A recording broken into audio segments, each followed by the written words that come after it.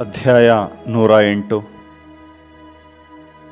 ಸ್ಥಿರವಿದೆ ದೇವ, ಸುಸ್ಥಿರವಿದೆ ನನ್ನ ಮನ, ಹಾಡುತ್ತಾ ಪಾಡುತ್ತಾ ರಚಿಸುವೆನಿದೋ ಕವನ.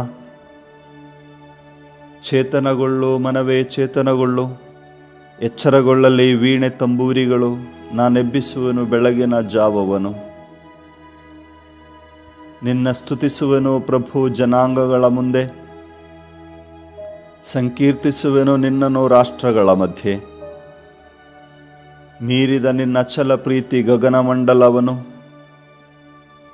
ಮುಚ್ಚಿದೆ ನಿನ್ನ ಸತ್ಯಸಂಧತೆ ಮೇಘರಾಶಿಯನು. ಮೇಲಣ ಲೋಕದಲ್ಲಿ ಮೆರೆಯಲಿ ದೇವ ನಿನ್ನ ಶೋಭೆ, ಭೂಮಂಡಲದಳು ಹಬ್ಬಿ ಹರಡಲಿ ನಿನ್ನ ಪ್ರತಿಭೆ.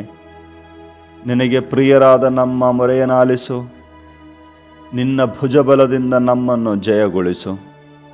ಗರ್ಭಗುಡಿಯಿಂದಲೇ ದೇವನಿಂತೆಂದನು, ಜಯಶೀಲ ನಾನು ಹಂಚುವೆನು ಶೆಖೇಮನು, ಅಳೆದುಕೊಡುವೆನು ಸುಖೋತೆಂಬ ಬಯಲನು. ಗಿಲ್ಯಾದ ಸೀಮೆ ಮನಸ್ಸೆ ನಾಡು ನನ್ನವೇ, ಎಫ್ರಾಯಿಂ ಗೋತ್ರವು ಶಿರಾಸ್ತ್ರಣ ನನಗೆ. ಜೂದ ಕುಲ ರಾಜದಂಡವಾಗಿದೆ ನನ್ನ ಕೈಗೆ, ಮೊಹಾಬ್ ಪ್ರಾಂತ್ಯವು ನನ್ನ ಸ್ನಾನ ಪಾತ್ರೆಯು, ಎದೋಮ್ ಪ್ರಾಂತ್ಯವು ನನ್ನ ಕೆರಗಳಿಗೆ ಎಡೆಯು.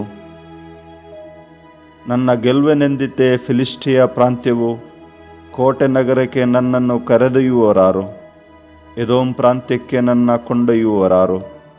ದೇವ, ನೀ ನಮ್ಮನ್ನು ಕೈಬಿಟ್ಟಿರುವುದು ಸರಿಯೋ? ನಮ್ಮ ಸೈನ್ಯ ಸಮೇತ ನೀ ಬರದೆ ಹೋದೆಯೋ?